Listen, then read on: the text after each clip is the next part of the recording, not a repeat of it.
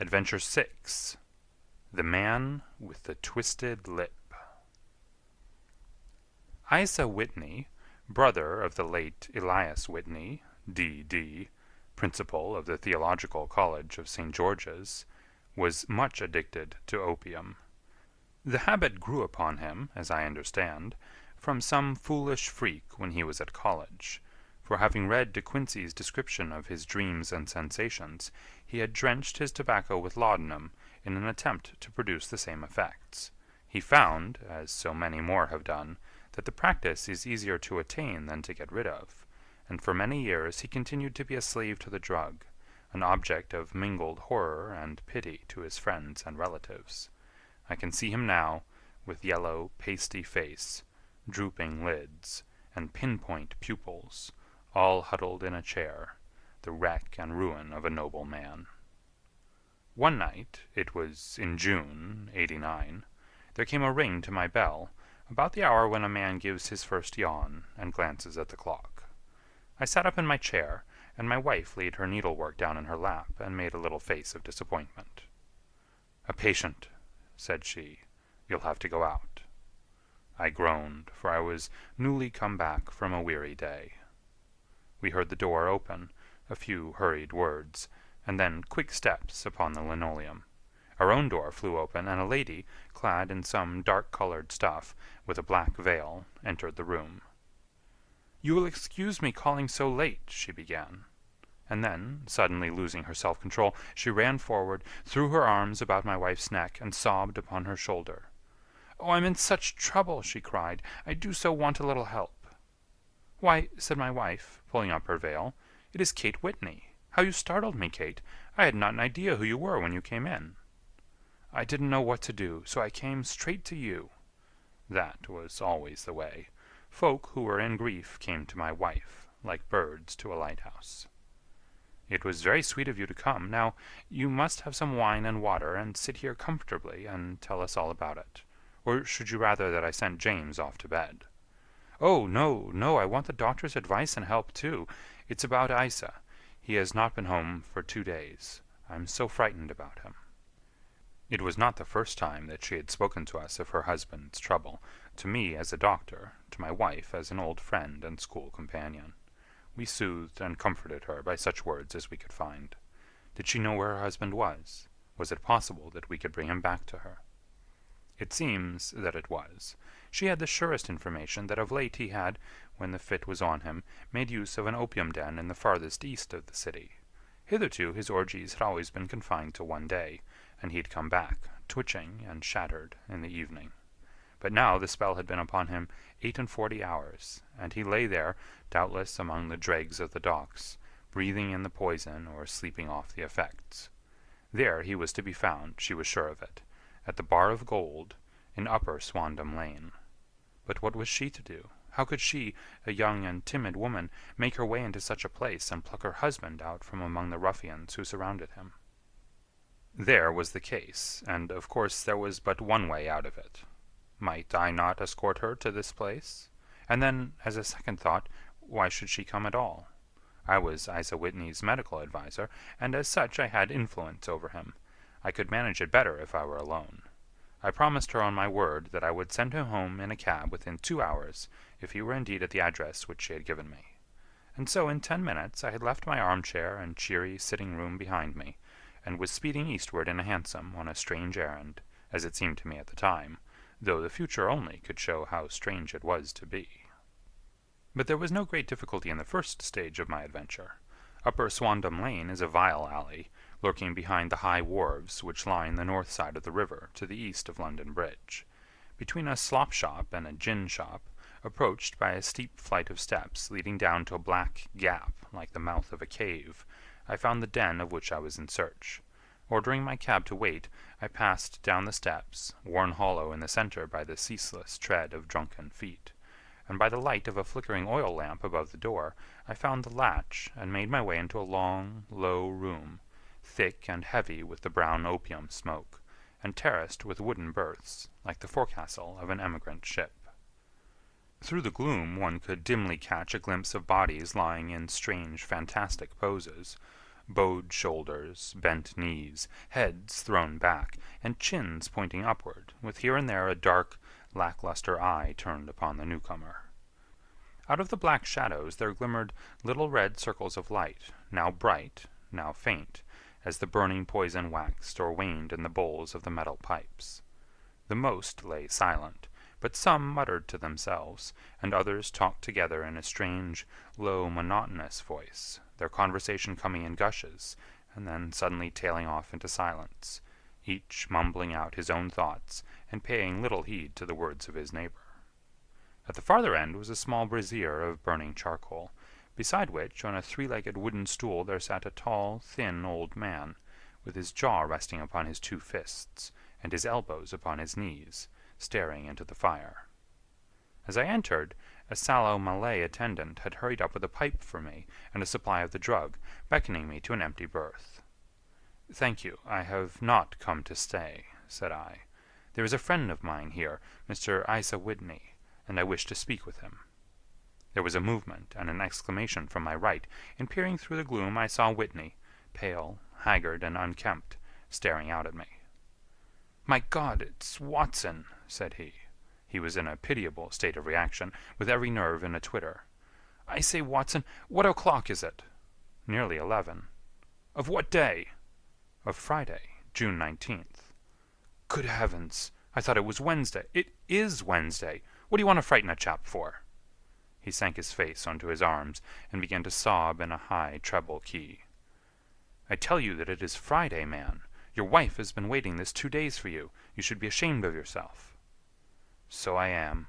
But you've got mixed, Watson, for I've only been here a few hours. 3 pipes, 4 pipes, I forget how many. But I'll go home with you. I wouldn't frighten Kate, poor little Kate. Give me your hand. Have you a cab?" "Yes, I have one waiting." "Then I shall go in it. But I must owe something. Find what I owe, Watson. I am all off color. I can do nothing for myself." I walked down the narrow passage between the double row of sleepers, holding my breath to keep out the vile, stupefying fumes of the drug, and looking about for the manager. As I passed the tall man who sat by the brazier, I felt a sudden pluck at my skirt, and a low voice whispered, "Walk past me, and then look back at me." The words fell quite distinctly upon my ear. I glanced down. They could only have come from the old man at my side, and yet he sat now as absorbed as ever, very thin, very wrinkled, bent with age, an opium pipe dangling down from between his knees, as though it had dropped in sheer lassitude from his fingers. I took 2 steps forward and looked back. It took all my self-control to prevent me from breaking out into a cry of astonishment. He had turned his back so that none could see him but I. His form had filled out, his wrinkles were gone, the dull eyes had regained their fire, and there, sitting by the fire and grinning at my surprise, was none other than Sherlock Holmes. He made a slight motion to me to approach him, and instantly, as he turned his face half round to the company once more, subsided into a doddering, loose-lipped senility. "Holmes," I whispered, "what on earth are you doing in this den?" "As low as you can," he answered. "I have excellent ears. If you would have the great kindness to get rid of that sottish friend of yours, I should be exceedingly glad to have a little talk with you." "I have a cab outside." "Then pray send him home in it. You may safely trust him, for he appears to be too limp to get into any mischief. I should recommend you also to send a note by the cabman to your wife, to say that you have thrown in your lot with me. If you will wait outside, I shall be with you in 5 minutes." It was difficult to refuse any of Sherlock Holmes' requests, for they were always so exceedingly definite, and put forward with such a quiet air of mastery. I felt, however, that when Whitney was once confined in the cab, my mission was practically accomplished, and for the rest I could not wish anything better than to be associated with my friend in one of those singular adventures which were the normal condition of his existence.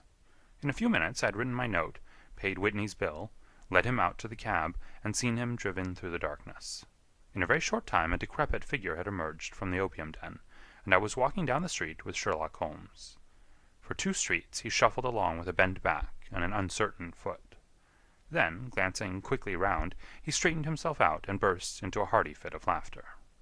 "I suppose, Watson," said he, "that you imagine that I have added opium smoking to cocaine injections, and all the other little weaknesses on which you have favored me with your medical views. I was certainly surprised to find you there, but not more so than I to find you. I came to find a friend, and I to find an enemy. An enemy? Yes, one of my natural enemies, or shall I say, my natural prey.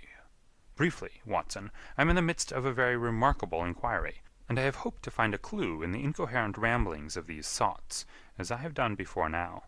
Had I been recognized in that den, my life would not have been worth an hour's purchase, for I have used it before now for my own purposes, and the rascally Lascar who runs it has sworn to have vengeance upon me.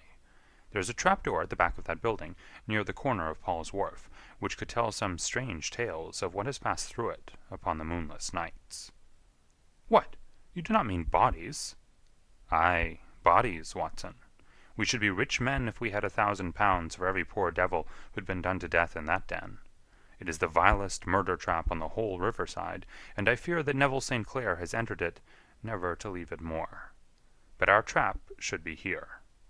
He put his 2 forefingers between his teeth and whistled shrilly, a signal which was answered by a similar whistle from the distance, followed shortly by the rattle of wheels and the clink of horses' hoofs. Now, Watson, said Holmes, as a tall dog-cart dashed up through the gloom, throwing out 2 golden tunnels of yellow light from its side lanterns. You'll come with me, won't you? If I can be of use. Oh, a trusty comrade is always of use, and a chronicler still more so. My room at the Cedars is a double-bedded one. The Cedars? Yes, that is Mr. St. Clair's house. I am staying there while I conduct the inquiry. Where is it, then? Near Lee, in Kent. We have a 7-mile drive before us. But I am all in the dark. Of course you are. You'll know all about it presently. Jump up here. All right, John, we shall not need you. Here's half a crown. Look out for me tomorrow about 11. Give her her head. So long, then. He flicked the horse with his whip, and we dashed away through the endless succession of sombre and deserted streets, which widened gradually until we were flying across a broad balustraded bridge, with the murky river flowing sluggishly beneath us. Beyond lay another dull wilderness of bricks and mortar, its silence broken only by the heavy, regular footfall of the policeman, or the songs and shouts of some belated party of revellers. A dull wrack was drifting slowly across the sky, and a star or 2 twinkled dimly here and there through the rifts of the clouds. Holmes drove in silence, with his head sunk upon his breast, and the air of a man who is lost in thought, while I sat beside him, curious to learn what this new quest might be which seemed to tax his powers so sorely, and yet afraid to break in upon the current of his thoughts. We had driven several miles, and were beginning to get to the fringe of the belt of suburban villas, when he shook himself, shrugged his shoulders, and lit up his pipe with the air of a man who has satisfied himself that he is acting for the best. "You have a grand gift of silence, Watson," said he. "It makes you quite invaluable as a companion. Upon my word, it is a great thing for me to have someone to talk to, for my own thoughts are not over-pleasant. I was wondering what I should say to this dear little woman tonight when she meets me at the door." "You forget that I know nothing about it." "I shall just have time to tell you the facts of the case before we get to Lee. It seems absurdly simple, and yet somehow I can get nothing to go upon. There's plenty of thread, no doubt, but I can't get the end of it into my hand. Now, I'll state the case clearly and concisely to you, Watson, and maybe you can see a spark where all is dark to me." "Proceed, then." Some years ago, to be definite, in May, 1884, there came to Lee a gentleman, Neville St. Clair by name, who appeared to have plenty of money. He took a large villa, laid out the grounds very nicely, and lived generally in good style. By degrees he made friends in the neighborhood, and in 1887 he married the daughter of a local brewer, by whom he now has 2 children. He had no occupation, but was interested in several companies, and went into town as a rule in the morning, returning by the 5:14 from Cannon Street every night. Mr. St. Clair is now 37 years of age, is a man of temperate habits, a good husband, a very affectionate father, and a man who is popular with all who know him. I may add that his whole debts at the present moment, as far as we've been able to ascertain, amount to £88 10 shillings, while he has £220 standing to his credit in the Capital and Counties Bank. There is no reason, therefore, to think that money troubles have been weighing upon his mind. Last Monday, Mr. Neville St. Clair went into town rather earlier than usual, remarking before he started that he had 2 important commissions to perform, and that he would bring his little boy home a box of bricks. Now, by the merest chance, his wife received a telegram upon this same Monday, very shortly after his departure, to the effect that a small parcel of considerable value, which she had been expecting, was waiting for her at the offices of the Aberdeen Shipping Company. Now, if you are well up in your London, you will know that the office of the company is in Fresno Street, which branches out of Upper Swandam Lane, where you found me tonight. Mrs. St. Clair had her lunch, started for the city, did some shopping, proceeded to the company's office, got her packet, and found herself at exactly 4:35 walking through Swandam Lane on her way back to the station. Have you followed me so far? It is very clear. If you remember, Monday was an exceedingly hot day, and Mrs. St. Clair walked slowly, glancing about in the hope of seeing a cab, as she did not like the neighborhood in which she found herself.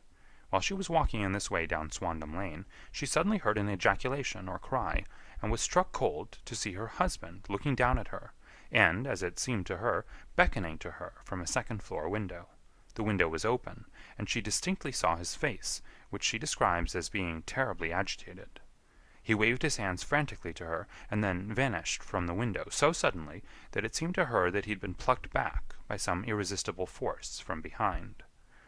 One singular point, which struck her quite feminine eye, was that although he wore some dark coat, such as he had started to town in, he had on neither collar nor necktie. Convinced that something was amiss with him, she rushed down the steps, for the house was none other than the opium den in which you found me tonight, and running through the front room she attempted to ascend the stairs which led to the first floor. At the foot of the stairs, however, she met this Lascar scoundrel of whom I have spoken, who thrust her back and, aided by a Dane, who acts as assistant there, pushed her out into the street. Filled with the most maddening doubts and fears, she rushed down the lane, and by rare good fortune met in Fresno Street a number of constables with an inspector, all on their way to their beat. The inspector and 2 men accompanied her back, and in spite of the continued resistance of the proprietor, they made their way up to the room in which Mr. St. Clair had last been seen. There was no sign of him there. In fact, in the whole of that floor there was no one to be seen, save a crippled wretch of hideous aspect, who, it seems, made his home there. Both he and the Lascar stoutly swore that no one else had been in the front room during the afternoon. So determined was their denial that the inspector was staggered, and had almost come to believe that Mrs. St. Clair had been deluded, when, with a cry, she sprang at a small deal-box which lay upon the table and tore the lid from it. Out there fell a cascade of children's bricks. It was the toy which he had promised to bring home. This discovery, and the evident confusion which the cripple showed, made the inspector realize that the matter was serious. The rooms were carefully examined, and results all pointed to an abominable crime. The front room was plainly furnished as a sitting-room, and led into a small bedroom, which looked out upon the back of one of the wharves. Between the wharf and the bedroom window is a narrow strip, which is dry at low tide, but is covered at high tide with at least 4½ feet of water. The bedroom window was a broad one, and opened from below. On examination, traces of blood were to be seen upon the window-sill, and several scattered drops were visible upon the wooden floor of the bedroom. Thrust away behind a curtain, in the front room, were all the clothes of Mr. Neville St. Clair, with the exception of his coat. His boots, his socks, his hat, and his watch, all were there. There were no signs of violence upon any of these garments, and there were no other traces of Mr. Neville St. Clair.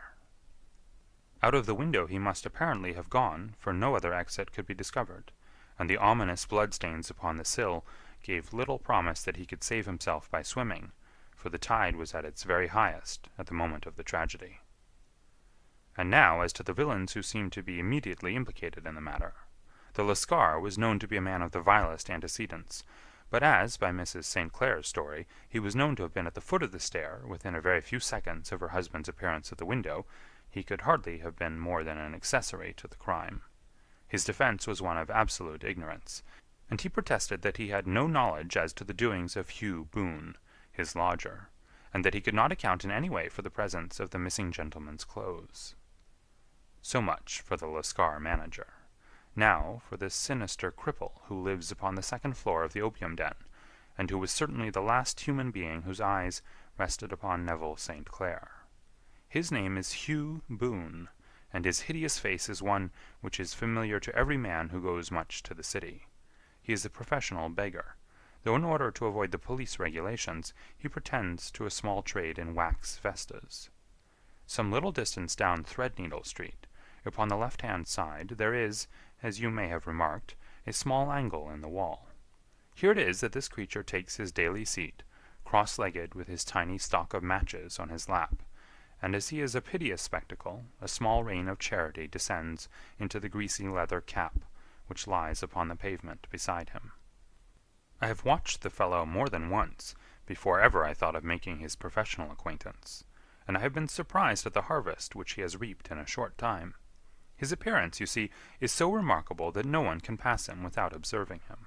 A shock of orange hair, a pale face disfigured by a horrible scar, which by its contraction has turned up the outer edges of his upper lip, a bulldog chin, and a pair of very penetrating dark eyes, which present a singular contrast to the color of his hair, all mark him out from amid the common crowd of mendicants, and so too does his wit, for he is ever ready with a reply to any piece of chaff which may be thrown at him by the passers-by. This is the man whom we now learn to have been the lodger at the opium den, and to have been the last man to see the gentleman of whom we are in quest. "But a cripple," said I. "What could he have done single-handed against a man in the prime of life?" "He is a cripple in the sense that he walks with a limp, but in other respects he appears to be a powerful and well-nurtured man. Surely your medical experience would tell you, Watson, that weakness in one limb is often compensated for by exceptional strength in the others. Pray, continue your narrative." Mrs. St. Clair had fainted at the sight of the blood upon the window, and she was escorted home in a cab by the police, as her presence could be of no help to them in their investigations. Inspector Barton, who had charge of the case, made a very careful examination of the premises, but without finding anything which threw any light upon the matter. One mistake had been made in not arresting Boone instantly, as he was allowed some few minutes during which he might have communicated with his friend the Lascar. But this fault was soon remedied, and he was seized and searched, without anything being found which could incriminate him. There were, it is true, some blood-stains upon his right shirt-sleeve, but he pointed to his ring finger, which had been cut near the nail, and explained that the bleeding came from there, adding that he had been to the window not long before, and that the stains which had been observed there came doubtless from the same source. He denied strenuously having ever seen Mr. Neville St. Clair, and swore that the presence of the clothes in his room was as much a mystery to him as to the police. As to Mrs. St. Clair's assertion that she had actually seen her husband at the window, he declared that she must have been either mad or dreaming. He was removed, loudly protesting, to the police station, while the inspector remained upon the premises in the hope that the ebbing tide might afford some fresh clue. And it did, though they hardly found upon the mud-bank what they had feared to find. It was Neville St. Clair's coat, and not Neville St. Clair, which lay uncovered as the tide receded. And what do you think they found in the pockets? I cannot imagine. No, I don't think you would guess. Every pocket stuffed with pennies and halfpennies, 421 pennies and 270 halfpennies. It was no wonder that it had not been swept away by the tide. But a human body is a different matter. There was a fierce eddy between the wharf and the house. It seemed likely enough that the weighted coat had remained when the stripped body had been sucked away into the river. But I understand that all the other clothes were found in the room. Would the body be dressed in a coat alone? No, sir, but the facts might be met speciously enough. Suppose that this man Boone had thrust Neville St. Clair through the window. There's no human eye which could have seen the deed. What would he do then? It would of course instantly strike him that he must get rid of the telltale garments. He would seize the coat then, and be in the act of throwing it out, when it would occur to him that it would swim and not sink. He has little time, for he has heard the scuffle downstairs when the wife tried to force her way up, and perhaps he's already heard from his Lascar confederate that the police are hurrying up the street. There's not an instant to be lost. He rushes to some secret hoard, where he has accumulated the fruits of his beggary, and he stuffs all the coins upon which he can lay his hands into the pockets to make sure of the coat's sinking. He throws it out, and would have done the same thing with the other garments, had not he heard the rush of steps below, and only just had time to close the window when the police appeared. It certainly sounds feasible. Well, we will take it as a working hypothesis, for want of a better. Boone, as I have told you, was arrested and taken to the station, but it could not be shown that there had ever before been anything against him. He had for years been known as a professional beggar, but his life appeared to have been a very quiet and innocent one. There the matter stands at present, and the questions which have to be solved, what Neville St. Clair was doing in the opium den, what happened to him when there, where is he now, and what Hugh Boone had to do with his disappearance, are all as far from a solution as ever. I confess that I cannot recall any case within my experience which looked at the first glance so simple, and yet which presented such difficulties. While Sherlock Holmes had been detailing this singular series of events, we had been whirling through the outskirts of the great town until the last straggling houses had been left behind, and we rattled along with a country hedge upon either side of us. Just as he finished, however, we drove through 2 scattered villages, where a few lights still glimmered in the windows. "We are on the outskirts of Lee," said my companion. "We have touched on 3 English counties in our short drive, starting in Middlesex, passing over an angle of Surrey, and ending in Kent. See that light among the trees? That is the Cedars, and beside that lamp sits a woman whose anxious ears have already, I have little doubt, caught the clink of our horses' feet." "But why are you not conducting the case from Baker Street?" I asked. "Because there are many inquiries which must be made out here. Mrs. St. Clair has most kindly put 2 rooms at my disposal, and you may rest assured that she will have nothing but a welcome from my friend and colleague. I hate to meet her, Watson, when I have no news of her husband. Here we are. Whoa there! Whoa!" We had pulled up in front of a large villa, which stood within its own grounds. A stable boy had run out to the horse's head, and springing down, I followed Holmes up the small, winding gravel drive which led to the house. As we approached, the door flew open, and a little blonde woman stood in the opening, clad in some sort of light mousseline de soie, with a touch of fluffy pink chiffon at her neck and wrists.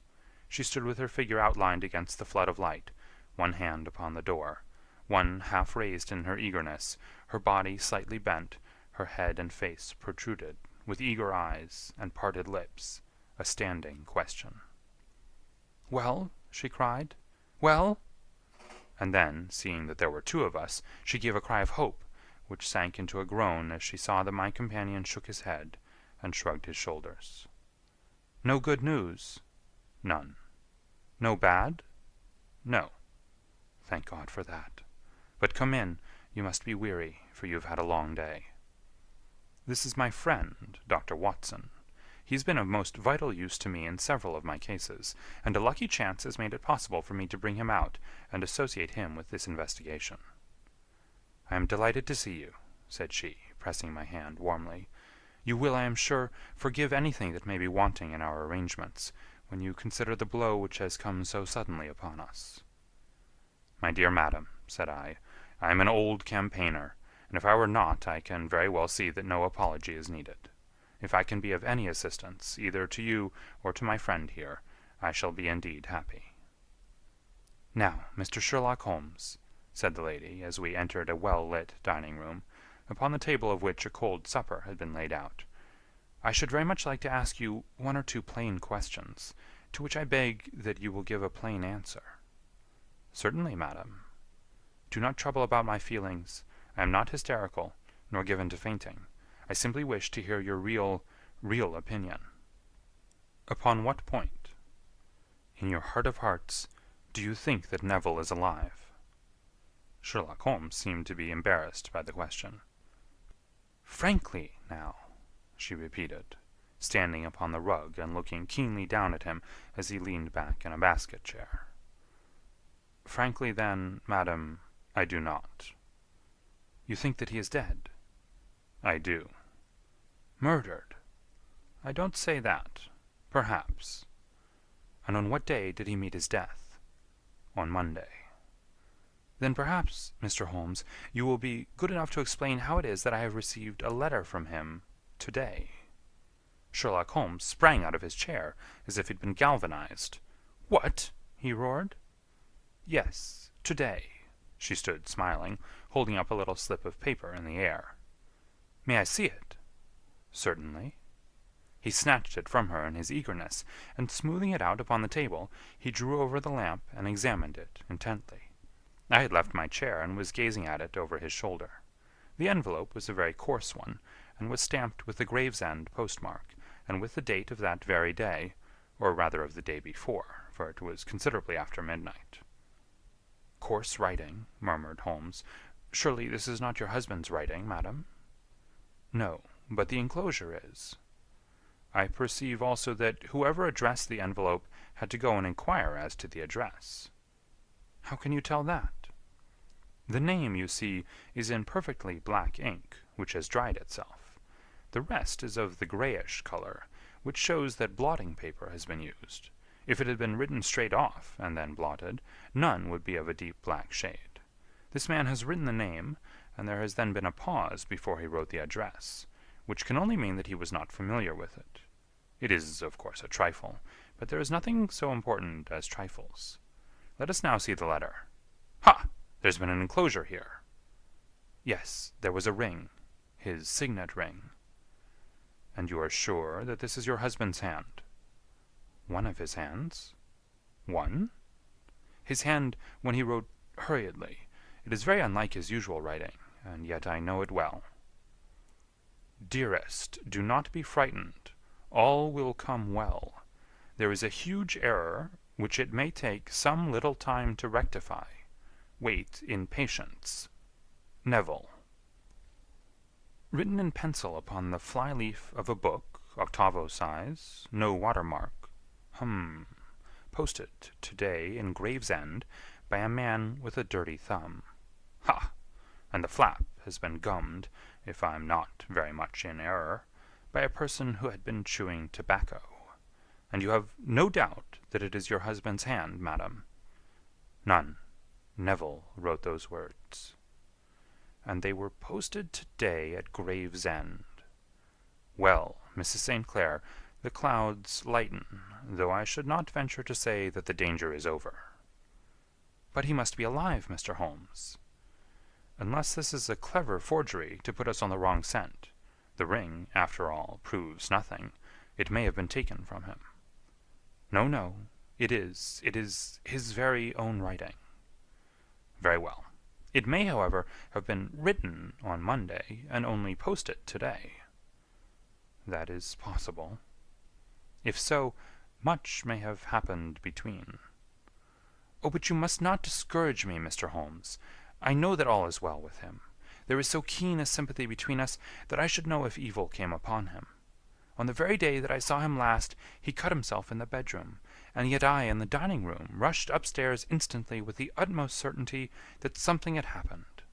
Do you think that I would respond to such a trifle, and yet be ignorant of his death?" "I have seen too much not to know that the impression of a woman may be more valuable than the conclusion of an analytical reasoner. And in this letter you certainly have a very strong piece of evidence to corroborate your view.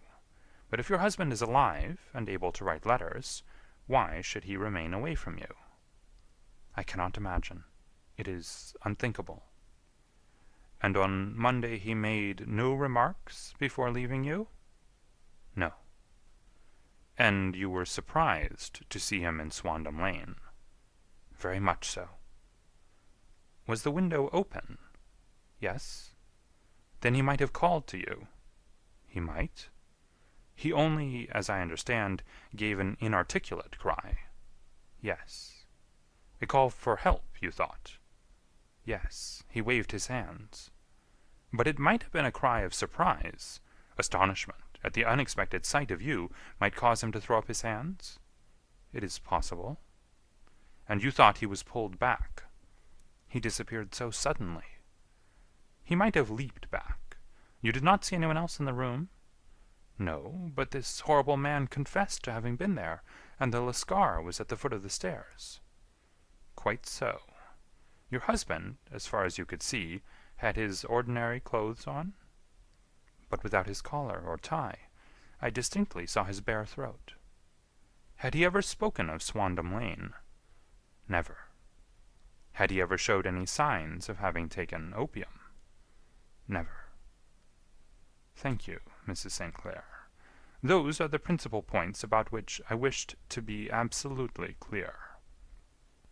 We shall now have a little supper, and then retire, for we may have a very busy day tomorrow." A large and comfortable double-bedded room had been placed at our disposal, and I was quickly between the sheets, for I was weary after my night of adventure. Sherlock Holmes was a man, however, who, when he had an unsolved problem upon his mind, would go for days, and even for a week, without rest, turning it over, rearranging his facts, looking at it from every point of view until he had either fathomed it or convinced himself that his data were insufficient.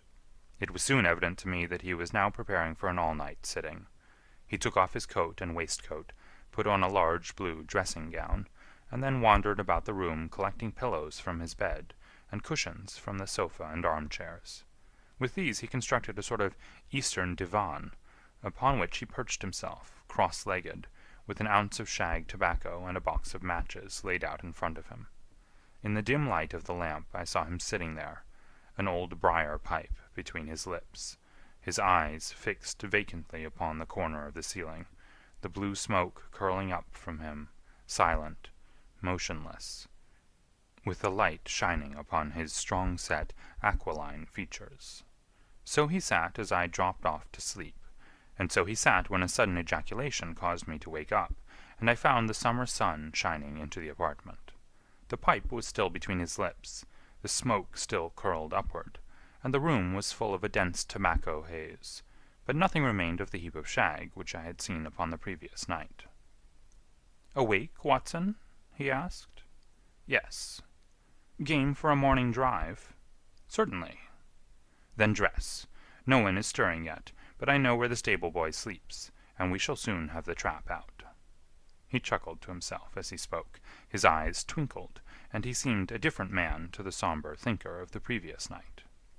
As I dressed I glanced at my watch. It was no wonder that no one was stirring. It was 25 minutes past 4. I'd hardly finished when Holmes returned with the news that the boy was putting in the horse. "I want to test a little theory of mine," said he, pulling on his boots. "I think, Watson, that you are now standing in the presence of one of the most absolute fools in Europe.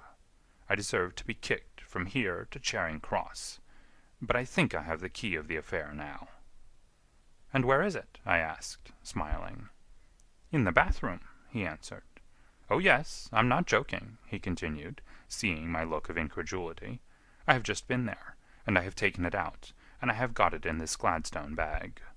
Come on, my boy, and we shall see whether it will not fit the lock." We made our way downstairs as quietly as possible, and out into the bright morning sunshine. In the road stood our horse and trap, with the half-clad stable-boy waiting at the head. We both sprang in, and away we dashed down the London road. A few country carts were stirring, bearing in vegetables to the metropolis, but the lines of villas on either side were as silent and lifeless as some city in a dream. "It has been in some points a singular case," said Holmes, flicking the horse on into a gallop. "I confess that I have been as blind as a mole, but it is better to learn wisdom late than never to learn it at all." In town, the earliest risers were just beginning to look sleepily from their windows as we drove through the streets of the Surrey side. Passing down the Waterloo Bridge Road, we crossed over the river, and dashing up Wellington Street wheeled sharply to the right, and found ourselves in Bow Street. Sherlock Holmes was well known to the force, and the two constables at the door saluted him. One of them held the horse's head, while the other led us in. "Who's on duty?" asked Holmes. "Inspector Bradstreet, sir." "Ah, Bradstreet, how are you?" A tall, stout official had come down the stone-flagged passage, in a peaked cap and frogged jacket. "I wish to have a quiet word with you, Bradstreet." "Certainly, Mr. Holmes. Step into my room here." It was a small, office-like room, with a huge ledger upon the table, and a telephone projecting from the wall. The inspector sat down at his desk. "What can I do for you, Mr. Holmes?" "I called about that beggarman, Boone, the one who was charged with being concerned in the disappearance of Mr. Neville St. Clair, of Lee." "Yes, he was brought up and remanded for further inquiries." "So I heard. You have him here?" "In the cells." "Is he quiet?" "Oh, he gives no trouble, but he's a dirty scoundrel." "Dirty?" "Yes, it's all we can do to make him wash his hands, and his face is as black as a tinker's. Well, when once his case has been settled, he will have a regular prison bath, and I think if you saw him, you would agree with me that he needed it." "I should like to see him very much." "Would you? That's easily done. Come this way. You can leave your bag." "No, I think that I'll take it." "Very good. Come this way, if you please." He led us down a passage, opened a barred door, passed down a winding stair, and brought us to a whitewashed corridor with a line of doors on each side. "The third on the right is his," said the inspector. "Here it is." He quietly shot back a panel in the upper part of the door, and glanced through. "He's asleep," said he. "You can see him very well." We both put our eyes to the grating. The prisoner lay with his face towards us, in a very deep sleep, breathing slowly and heavily. He was a middle-sized man, coarsely clad as became his calling, with a colored shirt protruding through the rent in his tattered coat. He was, as the inspector had said, extremely dirty, but the grime which covered his face could not conceal its repulsive ugliness. A broad weal from an old scar ran right across it from eye to chin, and by its contraction had turned up one side of the upper lip, so that 3 teeth were exposed in a perpetual snarl. A shock of very bright red hair grew low over his eyes and forehead. "He's a beauty, isn't he?" said the inspector. "He certainly needs a wash," remarked Holmes. "I had an idea that he might, and I took the liberty of bringing the tools with me." He opened the Gladstone bag as he spoke, and took out, to my astonishment, a very large bath sponge. You're a funny one," chuckled the inspector. "Now, if you will have the great goodness to open that door very quietly, we will soon make him cut a much more respectable figure." "Well, I don't know why not," said the inspector. "He doesn't look a credit to the Bow Street cells, does he?" He slipped his key into the lock, and we all very quietly entered the cell. The sleeper half turned, and then settled down once more into a deep slumber. Holmes stooped to the water jug, moistened his sponge, and then rubbed it twice vigorously across and down the prisoner's face. "Let me introduce you," he shouted, "to Mr. Neville St. Clair, of Lee, in the county of Kent." Never in my life have I seen such a sight. The man's face peeled off under the sponge like the bark from a tree. Gone was the coarse brown tint. Gone, too, was the horrid scar which had seamed it across, and the twisted lip which had given the repulsive sneer to the face. A twitch brought away the tangled red hair, and there, sitting up in his bed, was a pale, sad-faced, refined-looking man, black-haired and smooth-skinned, rubbing his eyes and staring about him with sleepy bewilderment. Then, suddenly realizing the exposure, he broke into a scream and threw himself down with his face to the pillow. "Great heavens!" cried the inspector. "It is, indeed, the missing man. I know him from the photograph." The prisoner turned with the reckless air of a man who abandons himself to his destiny. "Be it so," said he. "And pray, what am I charged with?" "With making away with Mr. Neville St—" "Oh, come, you can't be charged with that unless they make a case of attempted suicide of it," said the inspector with a grin. "Well, I've been 27 years in the force, but this really takes the cake." "If I am Mr. Neville St. Clair, then it is obvious that no crime has been committed, and that therefore I am illegally detained." "No crime, but a very great error has been committed," said Holmes. "You would have done better to have trusted your wife." "It was not the wife, it was the children," groaned the prisoner. "God help me, I would not have them ashamed of their father. My God, what an exposure! What can I do?" Sherlock Holmes sat down beside him on the couch, and patted him kindly on the shoulder. "If you leave it to a court of law to clear the matter up," said he, "of course you can hardly avoid publicity. On the other hand, if you convince the police authorities that there is no possible case against you, I do not know that there is any reason that the details should find their way into the papers. Inspector Bradstreet would, I am sure, make notes upon anything which you might tell us, and submit it to the proper authorities. The case would then never go into court at all." "God bless you!" cried the prisoner, passionately. "I would have endured imprisonment, aye, even execution, rather than have left my miserable secret as a family blot to my children. You are the first who have ever heard my story. My father was a schoolmaster in Chesterfield, where I received an excellent education. I travelled in my youth, took to the stage, and finally became a reporter on an evening paper in London. One day my editor wished to have a series of articles upon begging in the metropolis, and I volunteered to supply them. There was the point from which all my adventures started. It was only by trying begging as an amateur that I could get the facts upon which to base my articles. When an actor, I had, of course, learned all the secrets of making up, and had been famous in the green room for my skill. I took advantage now of my attainments. I painted my face, and to make myself as pitiable as possible, I made a good scar, and fixed one side of my lip in a twist by the aid of a small slip of flesh-colored plaster. Then, with a red head of hair, and an appropriate dress, I took my station in the business part of the city, ostensibly as a match-seller, but really as a beggar. For 7 hours I plied my trade, and when I returned home in the evening, I found to my surprise that I had received no less than 26 shillings and fourpence. I wrote my articles, and thought little more of the matter, until some time later I backed a bill for a friend, and had a writ served upon me for £25. I was at my wit's end where to get the money, but a sudden idea came to me. I begged a fortnight's grace from the creditor, asked for a holiday from my employers, and spent the time in begging in the city under my disguise. In 10 days I had the money, and had paid the debt. Well, you can imagine how hard it was to settle down to arduous work at £2 a week, when I knew that I could earn as much in a day by smearing my face with a little paint, laying my cap on the ground, and sitting still. It was a long fight between my pride and the money, but the dollars won at last, and I threw up reporting and sat day after day in the corner which I had first chosen, inspiring pity by my ghastly face, and filling my pockets with coppers. Only one man knew my secret. He was the keeper of a low den in which I used to lodge in Swandam Lane, where I could every morning emerge as a squalid beggar, and in the evenings transform myself into a well-dressed man about town.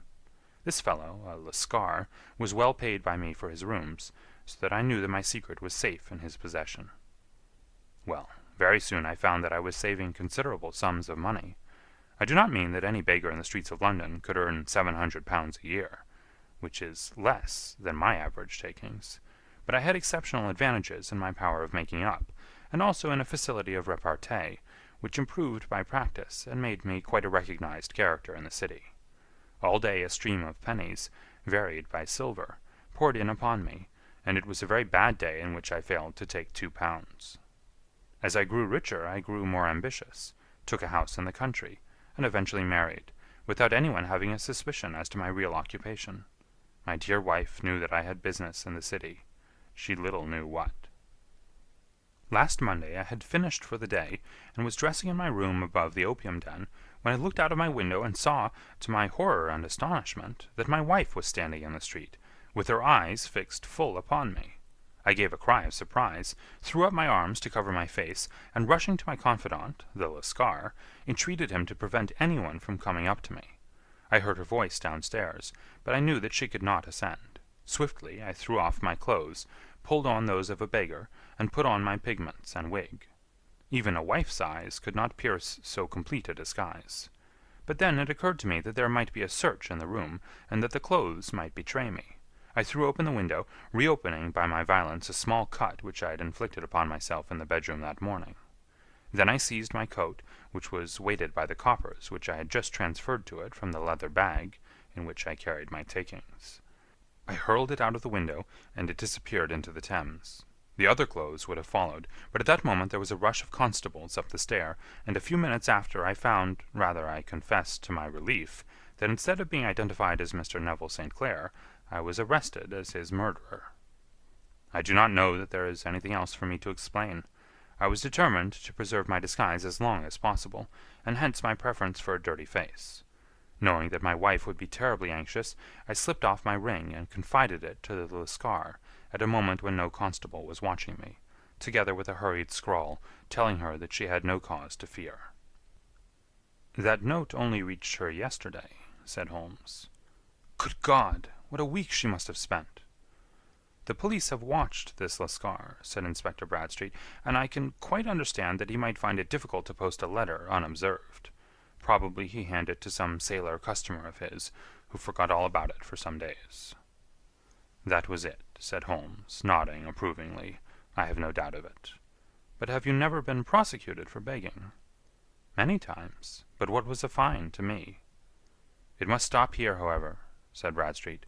"If the police are to hush this thing up, there must be no more of Hugh Boone." "I have sworn it by the most solemn oaths which a man can take."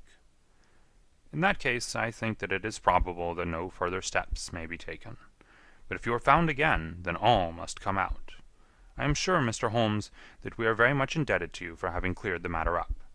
I wish I knew how you reached your results." "I reached this one," said my friend, "by sitting upon 5 pillows and consuming an ounce of shag. I think, Watson, that if we drive to Baker Street we shall just be in time for breakfast." End of Adventure 6.